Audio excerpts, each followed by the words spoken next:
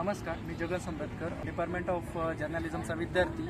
आज आपल्यासोबत मराठी विभागाचे द्वितीय वर्षाचे शुभम दातखिळे आपल्यासोबत आहेत। शुभम दातखिळे यांना नुकतंच राष्ट्रपती सुवर्ण पदक पुरस्कार आणि महाराष्ट्र भूषण पुरस्कारानं सन्मानित करण्यात आले। तर आपल्या स्टुडिओमध्ये त्यांचं स्वागत आहे।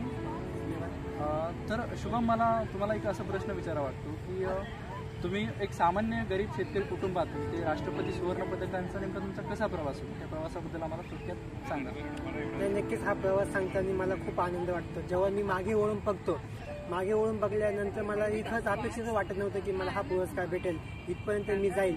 पण माझा मूळचा जन्म माझ्या खेडेगावामध्ये झाला। आमचं कुटुंब आजही शेतकरी कुटुंब आहे आणि माझ्या आईवडिलांच्या कष्टामुळे आज त्यांनी मला शिकवलं आणि आज या पुरस्कारापर्यंत मी पोहोचलो आहे। खरंच मला याच्यात खूप मोठा वाटा वाटतो आहे, कारण की सगळ्या ज्यांनी मला आजपर्यंत साथ दिली त्या सगळ्यांचा वाटा याच्यामध्ये आहे, खास करून माझ्या आईवडिलांचा। आणि त्यांनी शेतांमध्ये जाऊन राबून कष्ट करून आपलं घाम गाळून त्यांनी मला इतकं शिकवलं आणि आज मोठं केलं।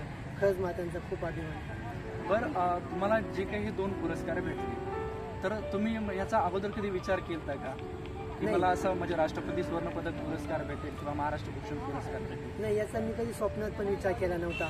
पण जसं एक वर्ष पुढे जाईल तसं मी वेगवेगळ्या ॲक्टिव्हिटी करीत होतो, वेगवेगळ्या गोष्टींमध्ये सहभाग घेत होतो।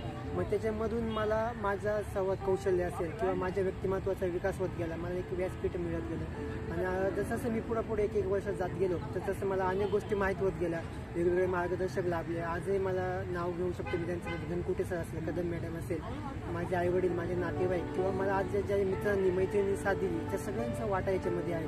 आणि कधीच वाटलं नव्हतं की मला हा पुरस्कार भेटेल, पण त्या सगळ्यांच्या साथीनं, त्या सगळ्यांच्या मार्गदर्शनाने हा मला पुरस्कार भेटला आहे आणि नक्कीच त्या सगळ्यांचं बहुमोल योगदान या पुरस्कारामध्ये आहे। बरं, आता आपण आजूबाजूला बघतो, तिकडं बघताना तरुण नशेच्या आहारी जातात किंवा कुठं वाईट काहीतरी कृती करताना पकडले जातात आणि ते त्याचे आयुष्य खराब करतात। तर तुम्ही अशा वाट भटकलेल्या लोकांना नेमकं काय संदेश द्याल तुमच्या या जर्नीमधून? नाही, नक्कीच, कारण की जसा काळ बदलत चाललेला आहे तसेच अनेक तरुण हे व्यसनेच्या आहारी चाललेले आहेत। त्यांना माझं इतकंच सांगणं आहे की आज विविध गोष्टी तुम्हाला करण्यासाठी आहे, वेगवेगळ्या क्षेत्रात तुम्ही तुमचं नाव करू शकतात। व्यसन करून तुम्ही तुमचं आयुष्य, तुमचंच नाही तर तुमच्या कुटुंबाचं, तुमच्या समाजाचं आयुष्य तुम्ही खराब करतात, ते संपवतात। याच्या आहारी न जाता तुम्ही एक चांगला मार्ग स्वीकारा। नक्कीच तुम्हाला वेगवेगळ्या व्यासपीठावर तुम्हाला देखील मान मिळेल आणि एक चांगला मार्ग तुम्ही धरला तर वेगवेगळे मार्गदर्शक देखील तुम्हाला नक्कीच मिळेल। धन्यवाद शुभम, तुम्ही दिलेली माहिती खरंच उल्लेखनीय आणि विशेष म्हणजे या पुरस्काराचं सामाजिक, सांस्कृतिक, कला, क्रीडा क्षेत्रामध्ये उत्तुंग कामगिरी करणाऱ्या विद्यार्थ्याला, युवकाला हा पुरस्कार भेटतो।